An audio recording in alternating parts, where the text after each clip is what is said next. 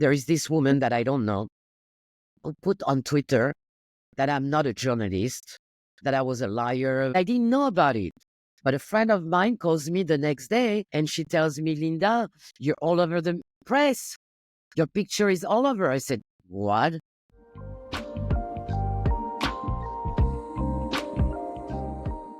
Welcome, everyone. We are here. First premiere, finally getting in order. I am Sophie. This is Linda. Hi, Linda.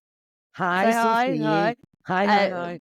So we're here just starting this podcast. We are Moots. Now, as you'll know, we're called Sophie and Linda's Moot Talk. And of course, the moot is not as in a moot point, but as in short for mutuals. So we are mutual friends. We met online.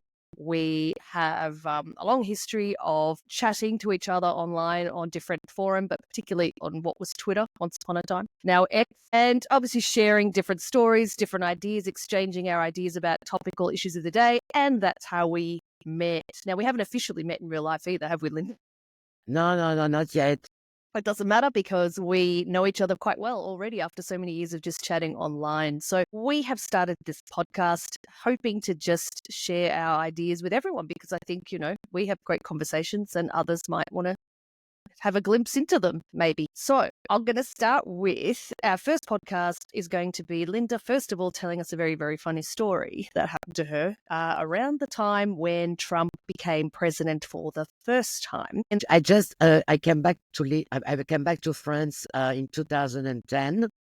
I had lived in America for about over 20 years. Trump was running for president, and in France was hated. Mainstream media in France was doing the same job than mainstream media in the US. I mean, it was like the echo chamber, and I have a friend who's a journalist, and I told her that the perception and the description of Trump was absolutely biased, and I wanted, I was sharing with her, my feelings and my opinions. And she has a lot of connection. And she told a friend of hers, his name is Jean-Marc Morandini, who has could you just explain for everyone who this person is? Because obviously, if you're not in France, you may not know who this individual is or why he's relevant.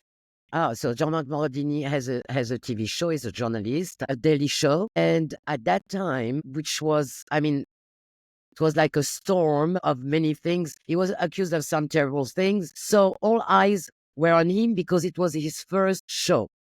He had come back after a few years. So it was his first show and everybody had his eyes on him. So my friend called me and she tells me, he would like you to come and explain to people why Trump is so popular in America. Why he is a voice for so many. So anyway, I never went ever in my life, went on TV, so I come a little bit before, get the makeup, everything. I'm in the back, where the producers are and everything. Before entering, they explained to me how I should look, which camera I should look into. And I was a little bit panicky, because it's my first, and I'm on live TV, it's live. And Jean-Marc Morandini introduces me as a journalist.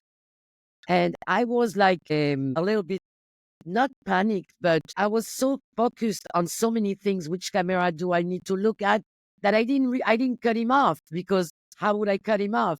So anyway, I explained why I thought that there was a unfair bias against Trump, that there is a big misrepresentation of who he is and what he wants to do and what he wants to do for America. But anyway, since the focus was on that journalist, because of the accusation that were thrown at him, everybody had their eyes on that day.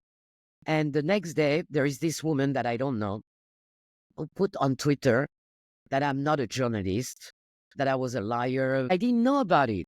But a friend of mine calls me the next day and she tells me, Linda, you're all over the press. Your picture is all over. I said, what? She says, yeah. And even the daughter of my cousin, she tells me, you're on Closer and everything. Your picture is there. And I said, what? So I go online and I'm all over. Even Le Monde, like which is a serious newspaper, had an article about me. And here I became infamous, And then I thought I wanted to respond, even to take a lawyer, and to take some legal action because I was slandered. And then I said, fuck it. Who's a journalist?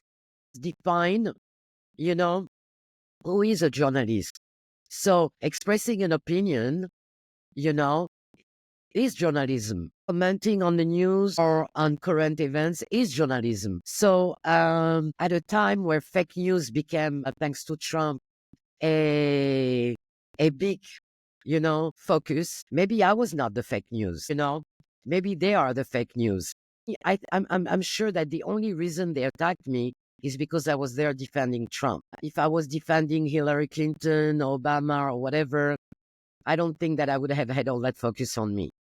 And at the end of the day, I laughed about it and I shared it with you and we laughed about it. People are going to Google me and they're going to see me. So I forgot the whole episode. It's a few years ago. And so it was 2016, right before the election. Anyway, my niece, we're talking with my niece, and because we wanted to make this podcast and everything, and she tells me, "Oh, Tata, you're going to be famous and everything." And I said, "But I'm already famous." And she says, "No, you're not." I say, yeah, Google my name. And she calls me. And I mean, we had a laughter. We laughed about it because it's funny. At the end of the day, who cares? But anyway, so if you guys see my face and my name on Google, this is the story. Came there to comment and say why Trump was popular, why he was winning the primaries, his sense of humor, his sense of comedy, the no filter, and truly caring for his country because he had nothing to win there. He had everything to lose. So, and I wanted just to share that and the unfairness of the media all around the world, And that's how I got caught in that controversy, but which for me is like now something History. to laugh about. Exactly. Well, I remember the first time you told me, and I was crying with laughter. Panic when he introduced you as the journalist on TV, and you didn't know whether to cut him off or whether to correct him or what camera to look, and you were panicked and like. And because I don't know if you have you ever been on live TV? Absolutely not. It was my first time, and they filled my head with you need to do that and you need to do that. And so when he said that, I didn't even first. I wouldn't cut him off. I don't think I would have dared to cut him off. I should have at that moment, but I was caught by surprise because I never said that I was a journalist. I never misrepresented myself, Anyway, who cares? It's a funny episode, It's a great way to start our podcast, just to get so everyone can know this is Linda's story. It's quite a funny one. I don't have anything similar. I'm sure you do have something in your life that there's plenty of incidents that have occurred, but nothing on live TV. And I'm hopefully not going to have the hell of or the wrath of Google finding me. Although I've had plenty. I'm a teacher by trade, and so obviously you're going to come into contact with many, many, many people. And of course, in the age of the internet, and of course, this is the scary part: is I started teaching when the internet just started. So over that 25 years, I've obviously taught a lot of students around the world now, right? So a lot of these students are now adults. They have histories. They're online. Some of them are famous. I do tell stories about some of my former students who now are quite famous or infamous. And some of these stories are funny. I have one that's quite funny that cracks people up. You can imagine my horror when I found this out. It happened about last year when I was flicking through the news and I noticed that Kanye West was creating a bit of a trouble again in Venice with his new wife. So, I didn't even pay attention. I'm flicking. Girl with dark, short hair. I went, I don't know who that is. It's irrelevant. And then they mentioned her name and something in my brain just backfired and went, what? And so the name is Bianca Censori. Now, you may know Bianca Censori because she's quite infamous now for basically not dressing or wearing any clothes. Yeah. But Bianca Censori, I taught that child when she was in grade 9 at my school in Melbourne. So I did, yes. You never told me. You never told me. There's so many things that happen that I forget. I've told the students, and the students don't believe me. I'm like, oh, look it up. She went to this school. It's well known now. She went to Carey Grammar and I was a teacher there at the time. And she was in my class because the name, it wasn't the face that I remembered because she doesn't really look anything like what she used to. But that name, and I looked at it, sure as hell, yes, she was in my class. I taught that child. So there's some infamy. That went down the wrong way. And another one I taught ended up as a judge on MasterChef Australia. So she obviously started with a blog when she finished high school with a food blog. She was a bit of a foodie. And now she's on TV. She's the MasterChef judge. No Yes, way. yes, yes. Her Oh name's my Sophia gosh. Levin. I taught Sophia Levin as well. But there's been countless. I mean, there's a lot of journalists in Australia who I had taught once upon a time. There's people who are in business of making movies. And it's amazing how many people you obviously teach and then they go on and do other things. But never in my wildest dreams did I think I was going to have a former student of mine be married to Kanye West and engaging in those sorts of activities. So that's an interesting little Ah, tidbit yeah. about myself. Yeah, so when you teach, you do come across lots of different people, especially, obviously, I've worked in, I think, how many countries now?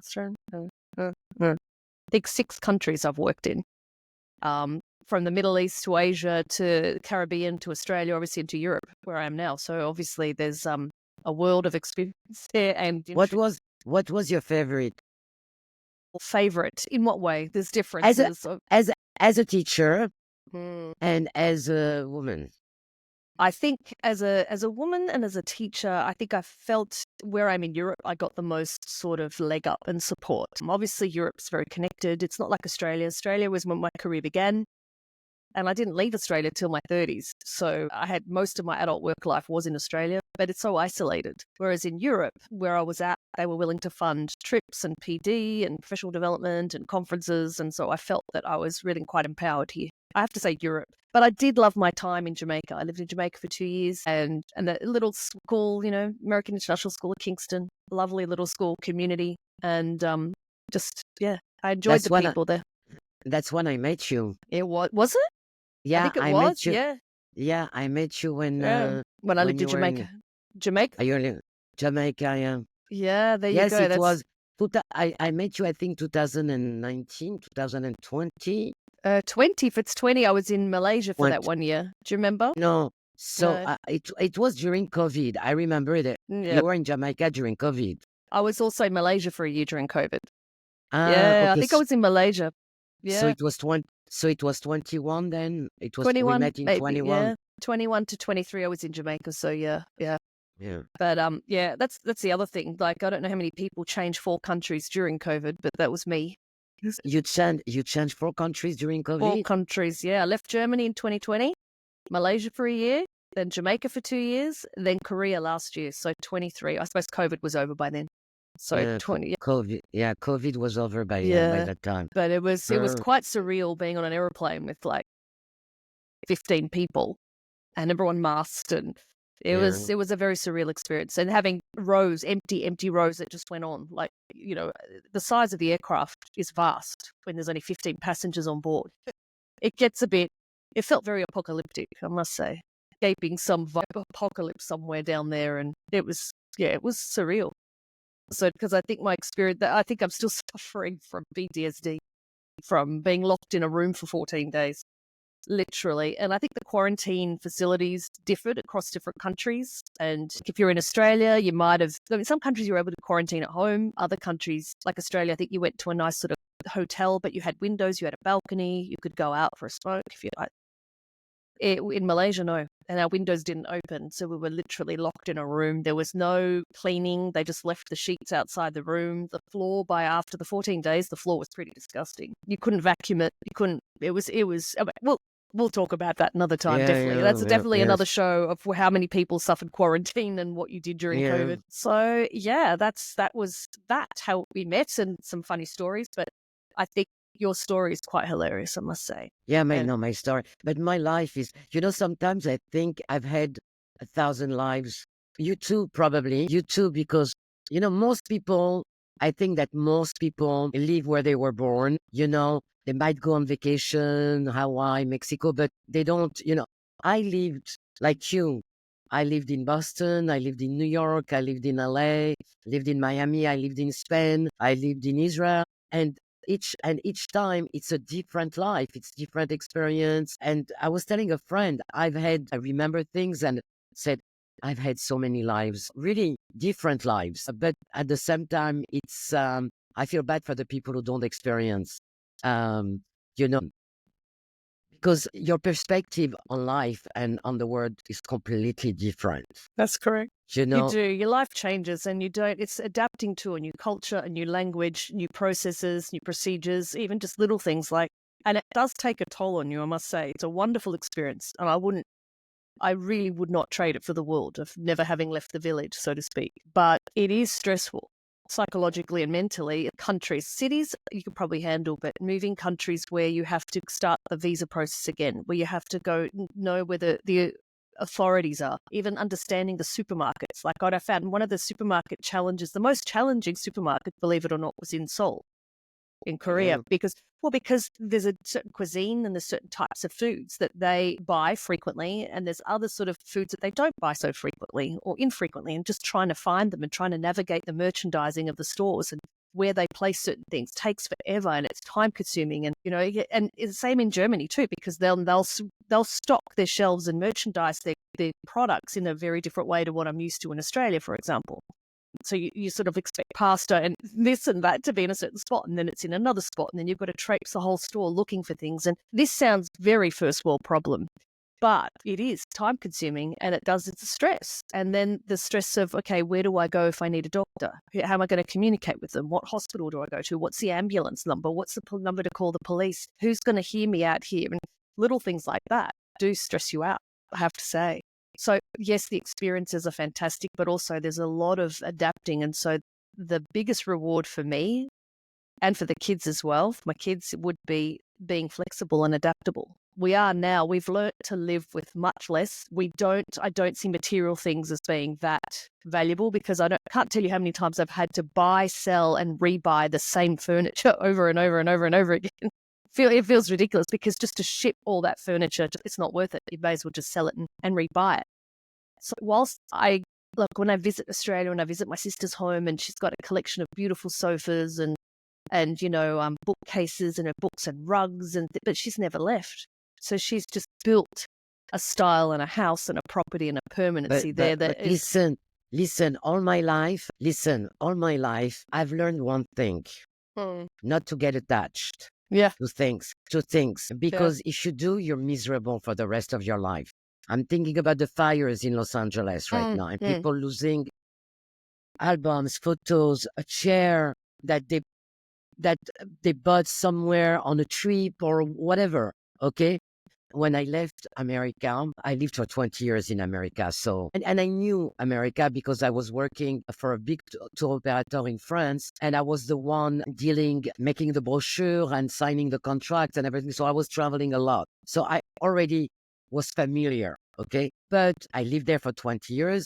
And then I moved to Spain with my ex-boyfriend because he's from Spain and he didn't want to remain in America. So I moved there and things didn't work out between us. And I left suddenly. I didn't even tell him I was leaving, really. I packed. I told him that I needed to go to France because I need to arrange some papers and with the administration and everything. And I left everything, my books, my wow. artwork, and I have some very, very, very valuable stuff. I was close friend with France Gall. She had offered me a few of their, book about Michel Berger with her signature. I mean, I have and my life, my books, my books are really, they're my soul. Mm, That's where that's That's what makes your soul grow, mm, reading, really. And the discovery and all my furniture, everything is in Spain. We don't talk. I mean, in the beginning, we would talk, but he stopped talking to me. And my friend tell me, why don't you? I said, what? This is life. You need sometimes, our lives are made of chapters, like a book. mm. Okay, there's an introduction. It's our birth. And the end is our end. Okay. So it's made of many, many chapters. We cannot go back to a previous chapter. Hmm. When you read a book, you know, you have to go to the next chapter, not to the previous one. And in a way, I'm thankful because things don't happen just coincidentally in life. I always say every obstacle, every um, tough moment that you have, I take it as a lesson, Mm. as, as an opportunity to grow and to see what's meaningful and not. And today we live in a world that's upside down. Okay. And people are losing what is the true meaning, and it's okay. I'm fine. I'm Mm. fine. It's I don't. just it's just sad to let go of so much history, though, isn't it? Sometimes, but It's everything. Not even my. I took a little. I took a carry-on, Sophie. Even my clothes are there. And I wondered. I said, sometimes I think, okay, I hope he's enjoying, my sofa. And this sofa, if I tell you the story of this sofa, you're not gonna believe it. This sofa was in a. It's a store. It's called Blueprint in LA, and it's quite an expensive store. You know, Many celebrities buy. So I would go there just to look at, beautiful stuff. And this sofa was on sale, 50%. I was like, and I was saving money, to buy that sofa, to buy a sofa. So I was saving money, saving money, saving money. And I would go every day with a different friend. This is the sofa. What do you think? Is it beautiful? Is it worth it? Because it was quite, an expense for me. And I'm going to tell you a story that you're not going to believe. I'm there with one of my assistants. I had a travel agency in LA, and there is a bunch of guys coming in, and I didn't look at them. I see people, clients, but my assistant tells me, it's Puff Daddy. It was Puff Daddy. It was Puff Daddy with his bodyguards. So yeah. listen to that. Me, I'm coming for a month every day to decide if I'm buying this poor sofa, which was nothing compared to everything else, which was very expensive. And he was buying, like, he was walking. I swear, I'm not lying to you. He was walking in the store with a salesperson behind him. This, like what we would do at the supermarket. You grab stuff from the aisles. Hmm. And so I went to one of his bodyguards, this big guy, and I said, "Do you think that if I add my sofa on the list, he will notice?" As a joke. And he started to laugh and everything. And then he walked by us. I was sitting on that sofa, and he walked by us and asked us if it was comfortable. And what did you say? Very. You should buy it. I looked, no, he was, I don't know. He bought no, you don't even know. It's okay. He's wealthy. I knew he was wealthy and everything, but you don't realize how wealthy these people are until you experience something like that. Yeah. Look at me coming every day for a month with all, different friends, like thinking, should I buy it? Is it not too expensive? And I see these people and it's like, and it's okay. People have money, they can spend it. I don't envy. There is one thing I was blessed with from God. I'm not jealous.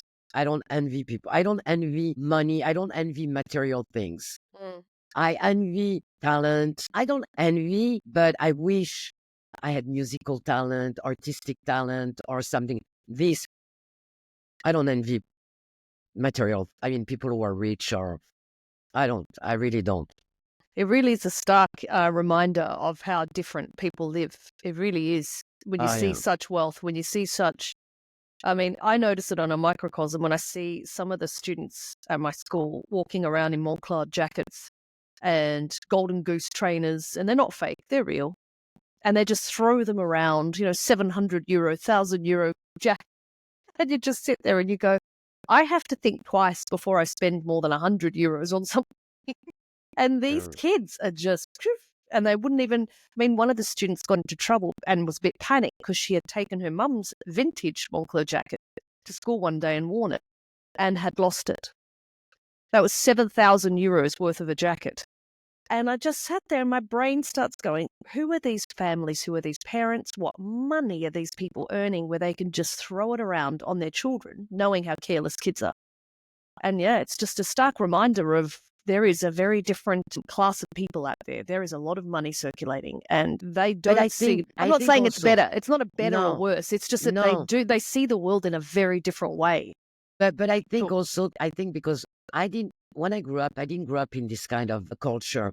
I think we live at a time where there is this, in your face display of money and expensive stuff. I mean, we live in the Kardashian era, but I remember when I was growing up, we didn't know where the movie stars or the musicians or the artists that we followed, that we liked. We didn't know because they would not display, what they had. For sure, we knew they were successful. We knew in the back of our heads, we knew they had money. But today, you open People magazine and okay, so and so bought a new house for $30 million. This one has a bag of $10,000, and I find it quite obscene. First, I find it absolutely classless. It's really not a sign of elegance, and in economics, there is a name for that. There is a name. We call that conspicuous consumption, where basically they have to be seen conspicuous. They have to be seen to be consuming because it's a snob value, it's a status. So these people actually pay more for these goods. These people, the higher the price of their house, the more bragging rights they have. The more expensive the tiles they use, the more expensive, the kitchen and the appliances are, the more they brag about it. So for them, they'd love to just spend more and more to outshine and outdo whoever is, I wouldn't say they're competitors, but whoever it is they're trying to outshine. But it's so ostentatious. No, because I have friends who have money. I know people who have money, and usually people who have money from birth, from generation, they are less ostentatious, they are less showing off because for them it's, they don't need to, But I find that I call it the golden calf era, where everything that it's gold and shiny and like you say, the golden goose. And when you know how much something costs to the company and how much they sell it for, it's a scandal. And these people proudly, are suckers. They're proud suckers because there is this guy on TikTok that I discovered on TikTok. He's a master, how do you say, leather in French, we say artisan of some sort. Yeah. Artisan, yeah. And is Italian. And he tests the designer bags. And he's going to tell you what was the cost value to make it. And there was this little Louis Vuitton bag that I bought myself. I bought myself one years ago, but it was not the price of today. Today it's outrageous. I don't remember how much I paid it. It was maybe 20 years ago. It was Christmas time. And I said, okay, I'm always buying everybody nice present and I never think about me. This year I'm going to buy myself a little, I never use it. But anyway, so the guy so what he does, he opens the bag, to see the work, the leather, and then he burns the material with specific chemicals to see the value of the material. That bag, if I remember correctly, because I might not remember exactly the number, but it was around these numbers. The leather was €80 and the material 35, I think. It's selling for €1,700. Now that's a markup. So you're a proud sucker. You're a proud sucker. When you when you flaunt with your designer bag, you're proud to wear something that costs. So it's okay if the people can make money. Why not? If there's enough dumb people to go for it, go for it. So I don't envy that. I don't envy people who are successful. Some people deserve. They worked hard. They made their money. So I'm not like, I don't hate rich people. I'm not one of, of those that hate people because they're successful and rich. I'm not at all like that. Some people deserve it. I've met some. They worked hard. They were creative and they deserve all their success. But I mean, I don't know how we got to this. But anyway, you were rich telling people. me. I was going to say, well, we could talk about living in Asia if you want to see conspicuous consumption and new money and money that is so carelessly thrown around, like especially in China. There is so much money that you just left. It's not even the fact that they don't deserve it. Anyone can have what they earn. It's not a question of that. We're not judging that. It's a question of the value that one places on €1 or €100 or €1,000 really differs obviously. Obviously, 1,000 euros to me is far more valuable than to them. To them, 1,000 euros is like 10 cents. It's like you could throw it away. It wouldn't matter. And I think you see life very differently when your values are so skewed.